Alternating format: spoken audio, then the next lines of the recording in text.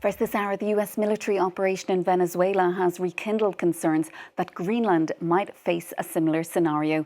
European leaders are rallying behind the territory, saying the Arctic island belongs to its people following renewed threats by Donald Trump. A short time ago, the White House said that acquiring Greenland was a national security priority. Well, for more, let's bring in our Washington correspondent, Fraser Jackson. Fraser, what exactly has the White House been saying here about Greenland? And how do you think European and NATO leaders are likely to react?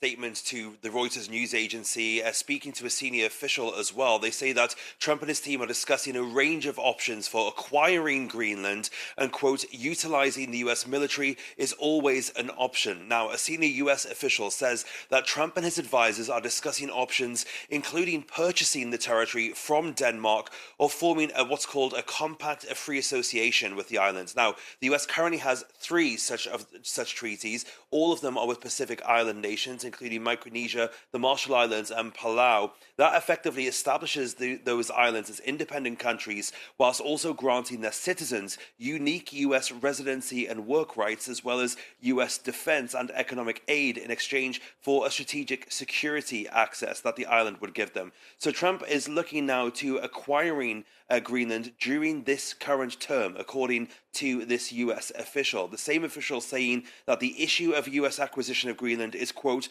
not going away, and that Trump is eager for a deal despite the objections from NATO leaders. Then we got this statement from Caroline Leavitt, the White House press secretary, which we can bring up for you now. She says, President Trump has made it well known that acquiring Greenland is a national security priority of the United States, and it's vital to deter our adversaries in the Arctic region. The president and his team are discussing a range of options to pursue this important foreign policy goal, and of course utilizing the US military is always an option at the commander-in-chief's disposal. This then coming after an interview with Stephen Miller just 24 hours ago, where he questioned why Denmark controls Greenland at all and dodged whether the US would use military force to take Greenland, saying no one was going to fight the US militarily over the future of the territory.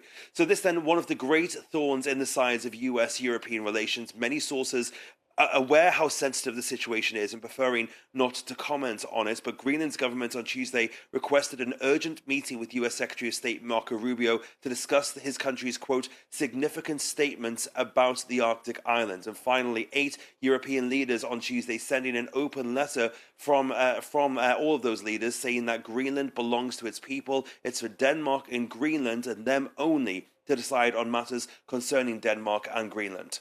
Fraser Jackson, for now, thank you.